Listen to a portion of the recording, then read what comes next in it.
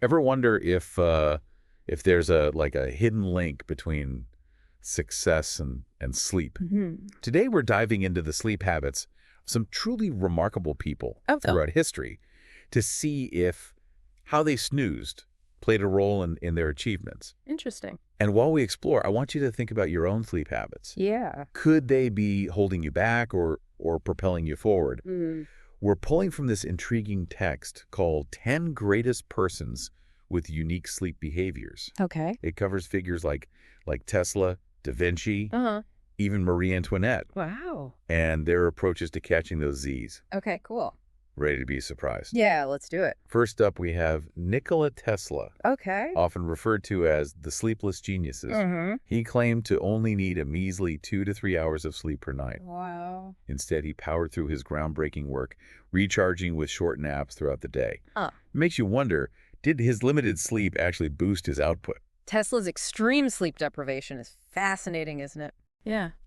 It certainly highlights how understanding your own energy cycles can lead to incredible productivity. Right. But pushing it to that extreme isn't something most people could or should do. Right. It begs the question, did Tesla burn out later in life? Yeah. Was there a cost to his limited sleep? That's a great point. Yeah. I mean, even geniuses have limits, right? Yeah. Speaking of pushing limits, let's talk about Leonardo da Vinci. Okay. This guy was a master of multiple disciplines, from art to engineering, Yeah. and he reportedly thrived on a polyphasic sleep schedule. Really? We're talking 4 to 5 hours at night with naps sprinkled throughout the day. Wow. It's almost like he found a way to hack time itself. Polyphasic sleep is a fascinating concept, and for some, it's incredibly effective. Right. But it's important to understand that it's not a one-size-fits-all solution. Sure.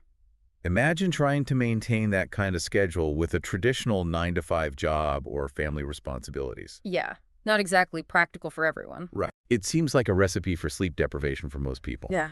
But Da Vinci made it work. Interesting. Okay, now let's switch gears to another iconic innovator, Okay. Thomas Edison. Uh-huh. Guy who famously said, genius is 1% inspiration and 99% perspiration. He was very publicly anti-sleep. Okay. But there are stories about him sneaking in naps. Really? Maybe even he realized that even a little rest can go a long way. Even with Edison's relentless work ethic, it's hard to imagine he didn't experience some negative side effects from chronic sleep deprivation. I mean, we know sleep plays a vital role in so many cognitive functions. I wonder, would he have been even more successful had he prioritized sleep a bit more? Yeah.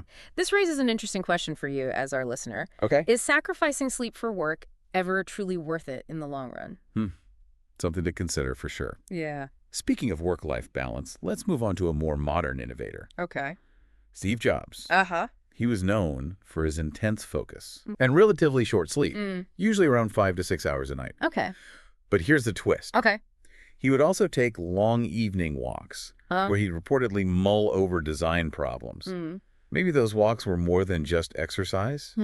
Perhaps they were key to his creative process. Those walks were likely crucial to Jobs' success. Yeah. Rest and relaxation are just as important as hard work when it comes to sparking creativity. Right. Sometimes stepping away from the problem allows your subconscious to do the heavy lifting.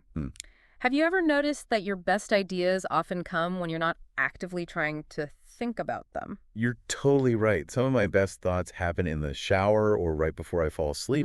It's like our brains need that downtime to process and connect the dots. Uh-huh. Okay, let's flip the script now and talk about someone on the opposite end of the sleep spectrum. Okay. Albert Einstein. All right. He was a big believer in sleep, Really? reportedly getting a solid 10 to 12 hours per night. Wow. So much for that sleepless genius stereotype, huh? Einstein's sleep habits shatter that stereotype, don't they? And they highlight the crucial role sleep plays in memory consolidation and cognitive function. Right. It's fascinating to think that his groundbreaking insights might have been fueled in part by all those hours of sleep. It makes you wonder. Yeah. Maybe we should all be aiming for a bit more Einstein time in our schedules. Maybe so. Now, to really shake things up, let's consider Marie Antoinette. Okay. This Queen of France was notorious for her luxurious lifestyle and excessive sleep, reportedly 12 to 16 hours a day. Wow. That's a whole lot of pillow time. While oversleeping can seem alluring, especially in a world that glorifies busyness, Yeah. it can actually lead to lethargy and decreased cognitive function. Right. Antoinette's extreme sleep habits make you think. Hmm. Was excessive sleep part of what led to her disconnect from the struggles of her people? Wow. It's incredible to think how someone's sleep habits might actually influence their perception of the world. Speaking of unique sleep habits, let's delve into the mind of a true visionary. Okay. Salvador Dali, the surrealist artist. He used a technique called slumber with a key to tap into his subconscious and generate those bizarre yet brilliant images that define his work. Tell us more about this technique. Dali was essentially inducing what's called the hypnagogic state, Okay. that hazy, dreamlike period as you drift off to sleep. Uh-huh. It's a time when the boundaries between the conscious and subconscious mind blur, Right. and it can be a goldmine for creative inspiration. Yeah. Dali would hold a key over a metal plate, Okay. and as he dozed off, Uh-huh. the key would slip from his grasp, Yeah. hit the plate with a clang, Oh. and jolt him awake. Yeah. He'd then immediately sketch or write down the surreal images flooding his mind. It's almost like he found a way to capture those fleeting moments of inspiration before they vanished into the ether. Yeah. I'm curious, do you think anyone can tap into this hypnagogic state? Mm-hmm. Or was Dali just uniquely wired for it?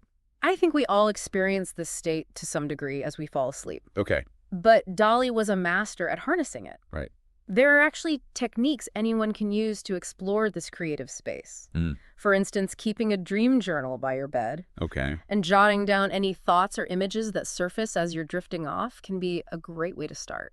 So maybe paying attention to those half-formed dreams and ideas before we fully wake up could lead to some unexpected breakthroughs. Yeah. Now let's transition from the world of surreal art to the realm of literature. Okay. Charles Dickens, the author of classics like Oliver Twist and A Tale of Two Cities, managed an incredibly demanding writing schedule, Yeah. while reportedly sleeping just 5 to 6 hours a night. Wow. It makes you wonder, was sheer willpower his secret ingredient? While discipline was undoubtedly a factor, Right. Dickens' story reveals a powerful truth about the relationship between sleep and success. Okay. Passion and purpose can be incredibly energizing. When you're deeply engaged in work that you find meaningful, Yeah. it can fuel you even on days when you're running low on sleep. It's like that saying, Yeah, do what you love and you'll never work a day in your life. exactly. But even if you love your work, there are limits. Oh, for sure. You can't just ignore your body's need for rest indefinitely. Right. Speaking of finding balance, let's talk about Richard Branson, Okay. the adventurous entrepreneur behind the Virgin Group. Mm-hmm. He's a huge advocate for the power of naps to recharge and boost creativity. Yeah. What are your thoughts on strategic napping, especially for people who juggle busy schedules?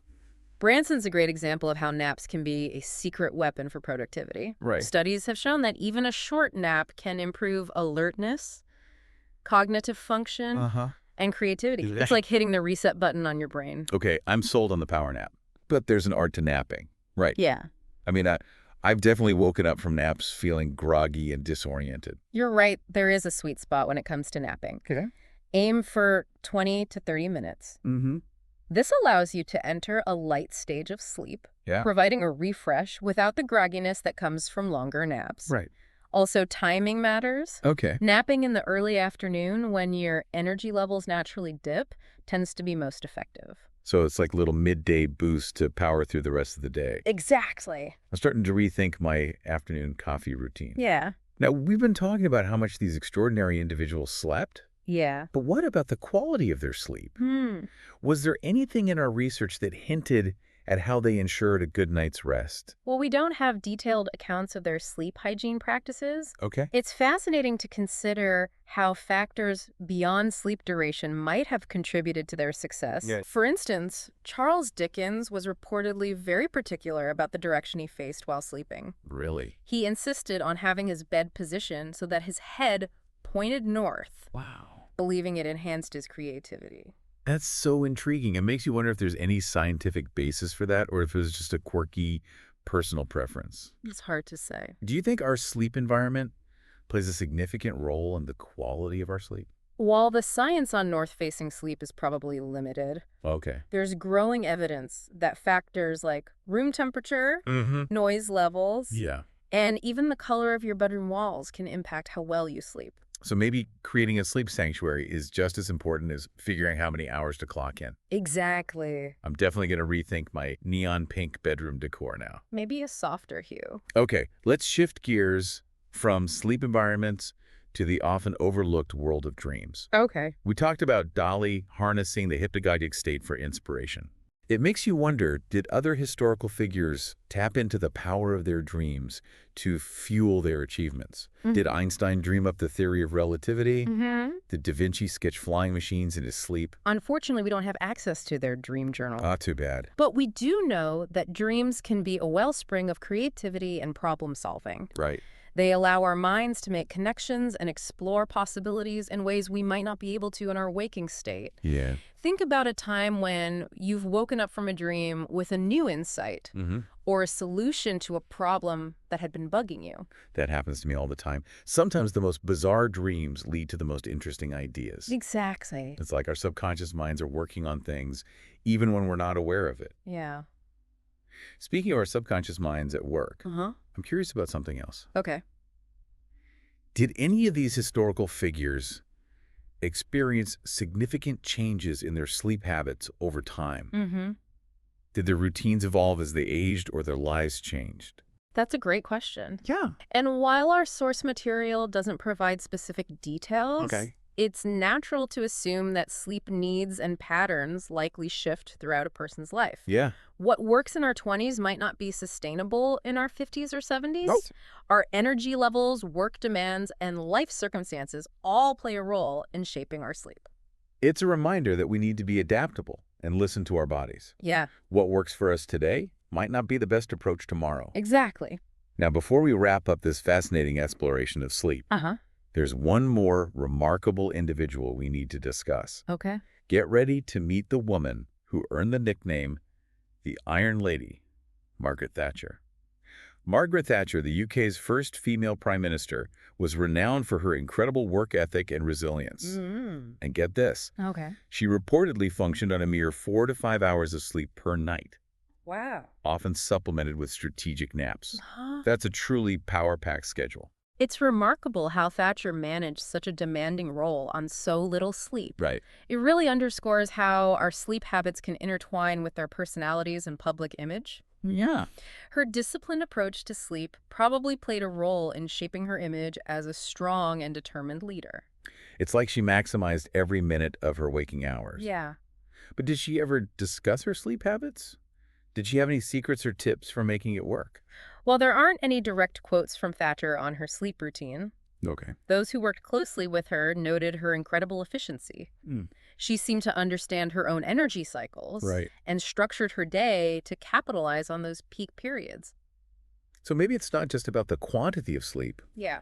but how you leverage those waking hours. Right. Thatcher was known for her focus and decisiveness.